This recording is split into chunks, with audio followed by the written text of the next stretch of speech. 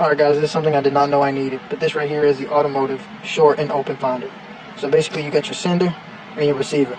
So the sender has a red wire and a black wire, right? This black one is going to go to your positive battery post on the vehicle. And then the red one you're going to connect to the wire that you're testing, okay? As you can see, this is just an example. So we got the wire that we're testing connected to the red one. Now let me show you how you use this.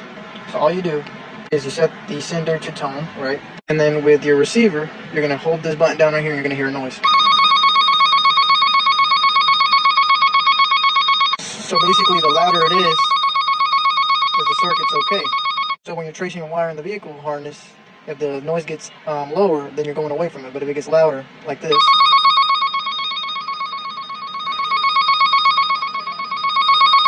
so like I said, this tool right here is amazing. Click the link on the video if you want one of these right here. They're not expensive, and you're going to need one.